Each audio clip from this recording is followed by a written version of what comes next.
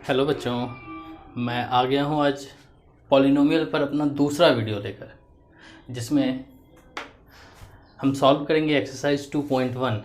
लेकिन इससे पहले अगर पॉलिनोमियल के बेसिक कॉन्सेप्ट को आपको जानना है तो पॉलिनोमियल का जो पहला वीडियो है उसे आप जाकर देखें। वो वीडियो का लिंक आपको आई बटन पर दिख रहा है या आप डिस्क्रिप्शन से भी उस लिंक को ले सकते हैं। तो पहले आप उस वीडियो को देख लीजिए ताकि बेसिक कॉन्सेप्ट क्लियर हो जाए और तब हम सब इसको शुरू करते हैं। तो लेट्स लर्न एंड एंजॉय।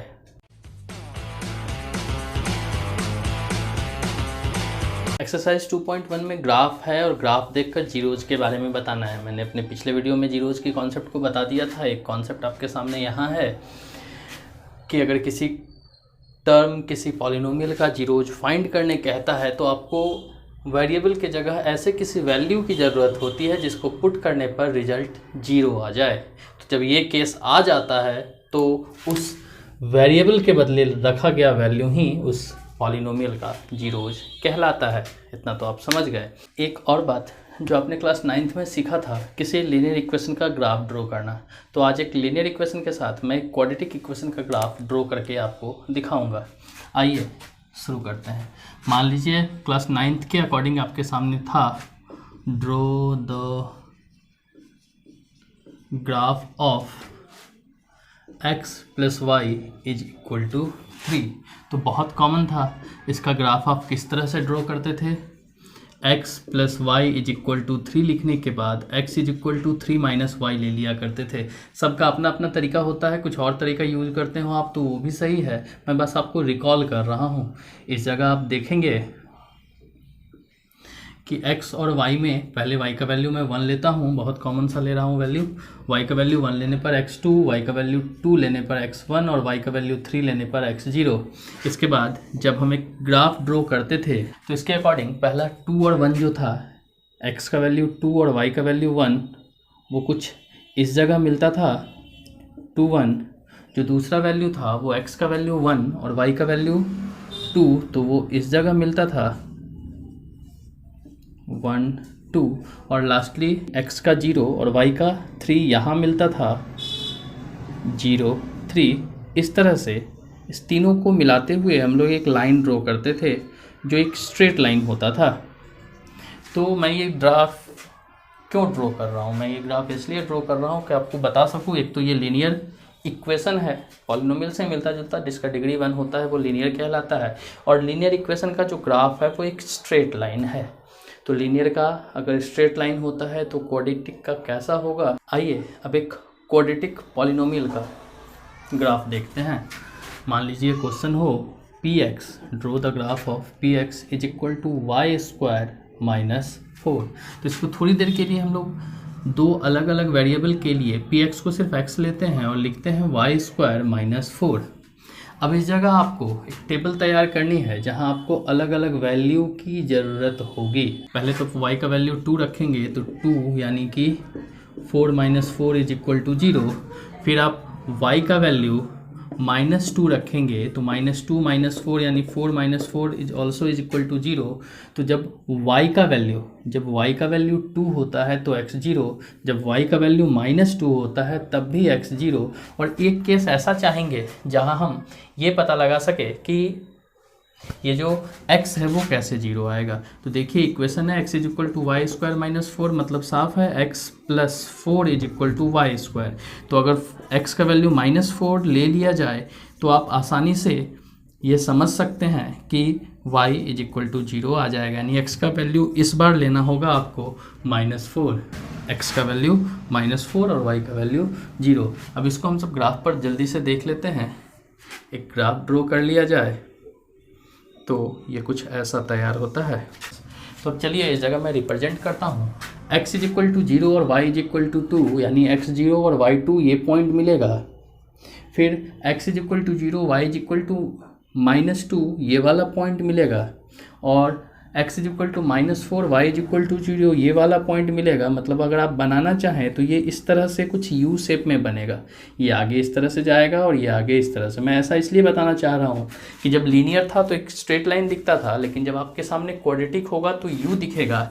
जब आपके सामने क्यूबिक होगा तो इस तरह से 1 2 और 3 आर्म दिखेंगे इस यू के।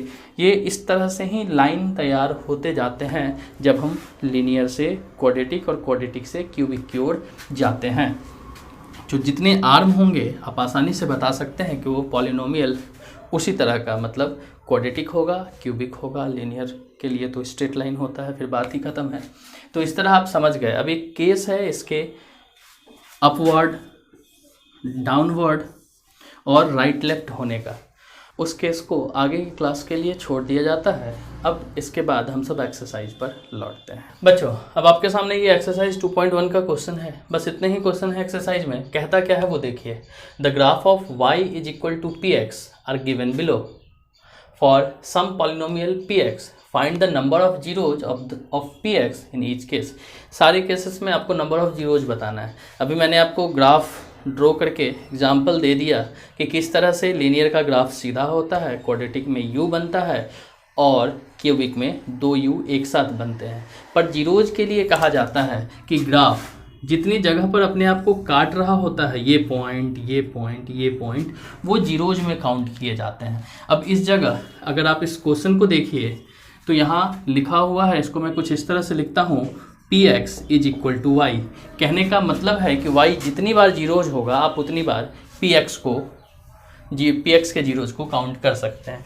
आप इस जगह देखिए, अगर आप इस ग्राफ को देखेंगे तो पता चलेगा y का वैल्यू कहीं भी जीरो नहीं हुआ है, पर x का वैल्यू एक जगह इस जगह जीरो हो रहा है। पर x के जीरो होने से तो मतलब है नहीं, मतलब तो है y के जीरो होने से। और y का जीरो तभी हो सकता है जब ये लाइन x एक्सिस को कट कर रहा हो। इस जगह नहीं काटा, इसलिए नंबर ऑफ जीरो जीरो। पर मैं आपसे पूछूं कि ये किस तरह का पॉलिनोमियल हो सकता है, तो याद होगा स्ट्रेट लाइन के लिए हमने टर्म बताया था लीनियर पॉलिनोमियल। तो ये आपका लीनियर पॉलिनोमियल होगा। अगर इसमें आइए तो इस तरह से आप u देखकर पहले तो जीरोज बताइए, तो पूरे ग्राफ को देखने के बाद y का वैल्यू सिर्फ यही एक पॉइंट है जहां जीरो हो सकता है। y का वैल्यू इस जगह से मिलाइए, x का वैल्यू यहाँ मान लीजिए अगर 3 होना है तो होगा, पर y का वैल्यू 0 होगा। तो इस तरह y का वैल्यू एक बार 0 हो रहा है, मतलब नंबर ऑफ जीरोज इसके होंगे 101। लेकिन अगर पूछूं ये किस तरह का पॉलिनोमियल है, तो आप देखेंगे इसमें 2 u बन रहे हैं, एक और ये कंप्लीट 2, तो आर्म कितने हो गए, 1, 2 और 3 आर्म। 3 आर्म होने के कारण ये आपका कहलाया क्यूबिक। तो ये एक क्यूबिक पॉलिनोमियल का ग्राफ हो सकता है। थोड़ा सा आगे चलिए, इस जगह जीरोज काउंट करने में मज़ा आएगा। 1, 2 और 3 ऐसे पॉइंट हैं जहां ग्राफ एक्स एक्सिस को कट कर रहा है, यानी y का वैल्यू 0 होगा। तो इसके नंबर ऑफ जीरोज में आप 0, 3 लिख सकते हैं। और अगर पॉलिनोमियल के टाइप की बात कर दी जाए तो आर्म 1, 2 और 3 आर्म के लिए ये फिर से क्यूबिक की कैटेगरी में ही जाएगा। और इस जगह देखिए 2 ऐसे पॉइंट हैं जहां ये कट रहा है, तो नंबर ऑफ जीरोज 2 और u के 2 आर्म हैं। 2 आर्म है पॉलिनोमियल के, इसलिए आप इसको क्या कहिएगा, तो निश्चित ही ये आपका क्वाड्रेटिक पॉलिनोमियल कहलाएगा। और इस वाले में तो हद हो गई, 1, 2, 3, 4, नंबर ऑफ जीरो 4 और आर्म काउंट कीजिए, 1, 2, 3, 4 आर्म है, इसलिए इस पॉलिनोमियल को कहा जाएगा बाई क्वाड्रेटिक पॉलिनोमियल, क्योंकि 4 आर्म है। उसी तरह यहाँ अब जीरोज काउंट करना है, 1, 2 और सिर्फ 3, तो इसके जीरोज हुए 3। पर पॉलिनोमियल का टाइप आर्म देखिए, 1, 2, 3, 4, 5, इसके 5 आर्म है, 1, 2, 3, 4, 5, तो ये होगा पॉलिनोमियल विथ डिग्री 5। अब बच्चों आप पूछेंगे यहाँ ऐसा कैसे हो गया कि पॉलिनोमियल विथ डिग्री 5, जिस पॉलिनोमियल का डिग्री 5 है लेकिन जीरोज 3 ही है। तो यहाँ मैं कहना चाहूँगा कि आपके 5 जीरोज में से कोई 2 जीरोज ऐसे होंगे जो बिल्कुल सेम होंगे, यानी 2 का पेयर बिल्कुल सेम आया होगा और तीसरा डिफरेंट आया होगा, इसलिए काउंट किया जा रहा है 3। और ये जो शेप जब लाइन को टच करके निकलता है तो ये ऐसा ही माना भी जाता है कि इसके 2 जीरोज सेम है, इसलिए ये टच करके निकल गया। अगर दोनों जीरोज डिफरेंट होते तो ये इस तरह से कट कर रहा होता। तो ये इसके पीछे का लॉजिक है। तो आप आगे से ख्याल रखेंगे कि जरूरी नहीं है कि डिग्री 5 है तो जीरोज भी 5 ही होंगे, या जीरोज 3 है तो वो क्यूबिक पॉलिनोमियल ही होगा। तो इसके साथ ही आपका ये एक्सरसाइज ख़त्म हो गया। अगले वीडियो में हम सब अगले एक्सरसाइज को सॉल्व करेंगे। तब तक घर पर रहें, सुरक्षित रहें और सीखते रहें। धन्यवाद।